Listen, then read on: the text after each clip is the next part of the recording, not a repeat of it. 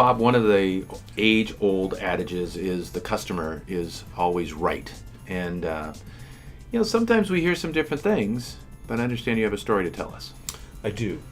It came from the founders of the Home Depot. And back when Home Depot was more in its infancy, Bernie Marcus would train every store manager. And I came from the Glidden Paint Company primarily in my corporate career, and Glidden kind of thought they were IBM, so it was always the white shirt, the tie, the suit.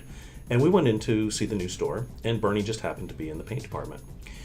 So my boss went up and I introduced him to Bernie, and Bernie just looked at him with the strictest look on his face and said, "You're worthless to me." Oh, I bet they made that feel good. That made a mark. Yeah. And he said, "Excuse me?" He said, "If you're dressed like that, will you actually go and help one of my customers that's trying to buy your product? Or are you just going to wait for one of my associates?" He was so focused on helping the customer, and that really was a big part of Home Depot's founding. When you look at the second part, the store manager, several weeks later, a gentleman came in and had 4 tires, and he said, "I want to return these." And the cashier said, "Sir, we don't sell tires." And he said, "No, I bought them here. They were $99 each." And said, "Sir, we never have sold tires."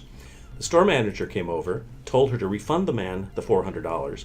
He took some cord and he tied the tires around the customer service area so that everyone would know the customer comes first. The customer comes first. Well, that's a great story. It's interesting when you talked about the CEO for Glidden, right? His role, his place, didn't have any place in Home Depot at all. Everything in Home Depot is geared towards the customer. That's absolutely right. Right. So from Bernie's perspective, I totally understand it.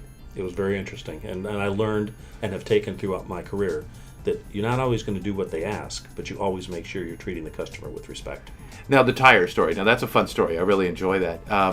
Any kind of feedback that they get out of that? I mean, what do people think about it? Like, if you go in and you see tires wrapped around Home Depot, I've never even thought about that. Well, it only happened in that one store, but it was his message to all the employees: the customer is right. And by doing the tires around the customer service area, it was a daily reflection and saying, the culture of the company. It was a story about the company and what the Very culture powerful. needed to be, more so than, wow, that's really powerful. That's right. Thanks for that story. You're welcome.